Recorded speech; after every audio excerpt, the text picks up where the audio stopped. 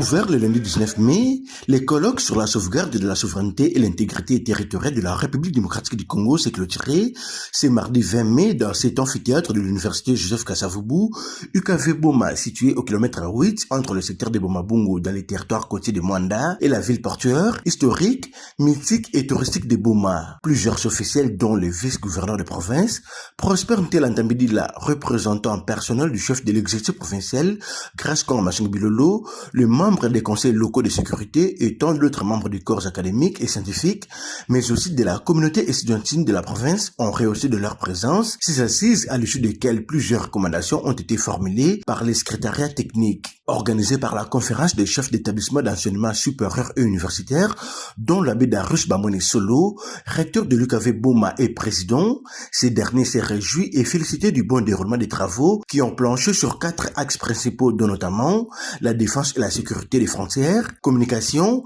médias et sécurité, gouvernance et renforcement de l'autorité de l'État et enfants, jeunesse estudiantine et développement. Pour sa part, le vice-gouverneur de province Prosper Ntelantambidila a, au nom de l'autorité provinciale,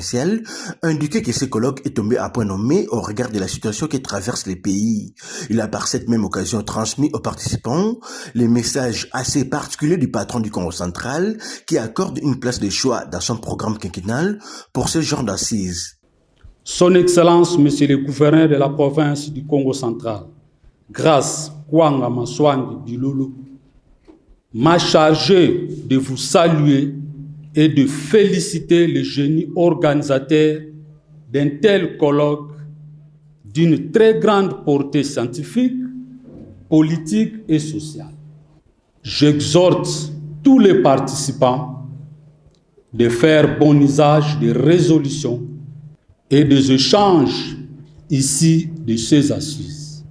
Soulignons par ailleurs que le directeur de cabinet de la ministre d'État en charge de l'enseignement supérieur et universitaire, Hilaire Makindu, qui a représenté l'autorité de la tutelle, a dans son mot de clôture salué la qualité exceptionnelle des travaux et la pertinence des analyses partagées. Bien après, le vice-gouverneur de province Prosper Ntelantambidila ainsi que tous les autres convives ont eu droit à la visite guidée du bâtiment qui abrite le centre hospitalier universitaire de l'UKV Boma sous les explications de son recteur abbé Darius Bamoni Solo qui a accompli un travail très remarquable dans la modernisation des infrastructures académiques de cette alma mater en dépit de plusieurs défis majeurs auxquels il fait face.